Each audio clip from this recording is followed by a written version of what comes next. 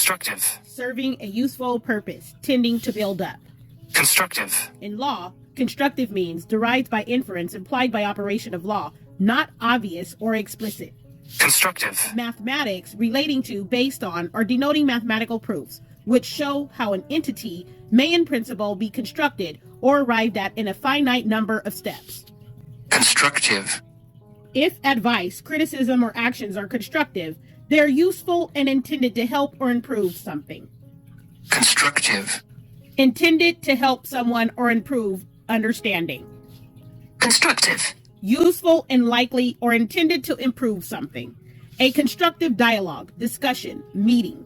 Listening to constructive criticism of certain aspects of your work should help you to make the most of your potential. Constructive. Helping to improve, promoting further development or advancement, opposed to destructive. Constructive. Of, relating to, or of the nature of construction, structural.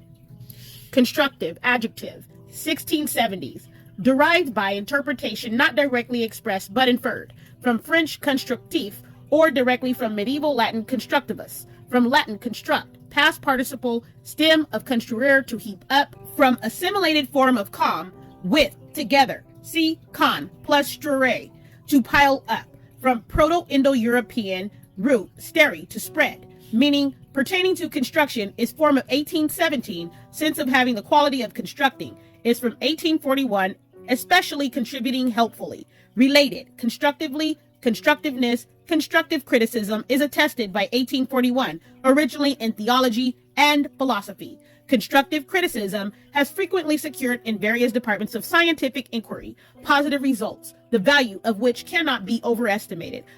But there are not wanting instances in which a destructively critical method has performed services equally as valuable.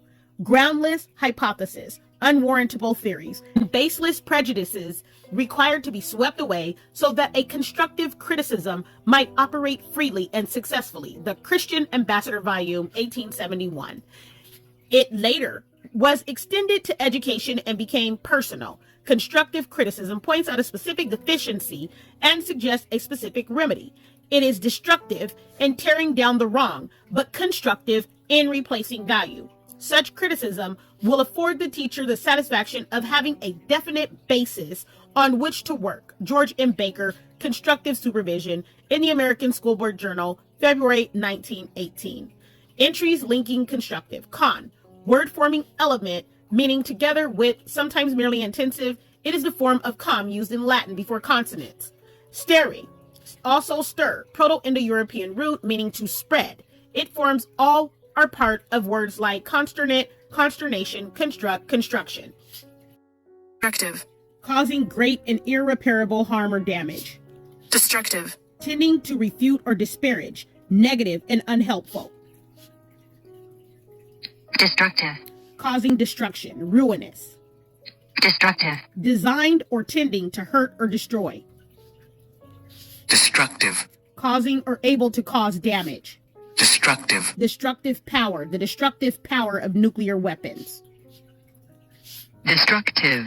Tending to destroy, causing destruction or much damage, often followed by of or to. Destructive. Tending to overthrow, disprove, or discredit, opposed to constructive. Destructive, adjective, causing destruction, tending to destroy. Late 15C Caxton from Old French destructif, 14C from Late Latin destructivus, from destruct, past participle, stem of Latin destruere, to tear down, demolish, see, destroy. Related entries, destructively, destructiveness.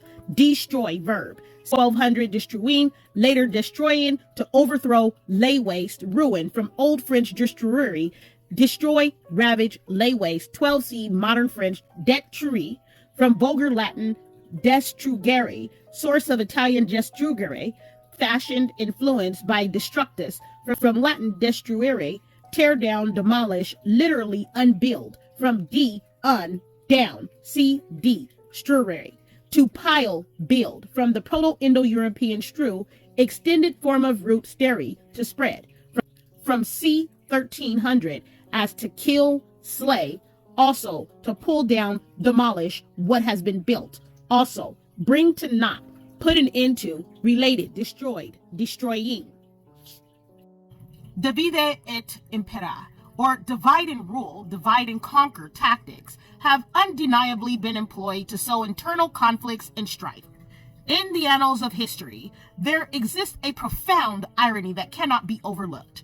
Julius Caesar, the mastermind behind the divisive strategy of divide et impera, sought to use this tactic to destroy others and establish his own dominance. However, little did he know that his own creation would ultimately contribute to the downfall of Rome itself. Caesar, a man of cunning and ambition, believed that by dividing others and sowing discord among them, he could solidify his power and control. The concept of divide et impera became his weapon of choice, a strategy that aimed to weaken factions and ensure his own supremacy.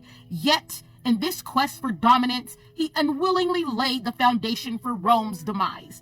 As Rome expanded its territories and influence, the empire became a melting pot of diverse cultures, languages, and beliefs. The unity that once held Rome together began to erode under the weight of internal divisions. Caesar's divide and rule tactics fueled tensions among different factions within the empire, creating a breeding ground for animosity and strife.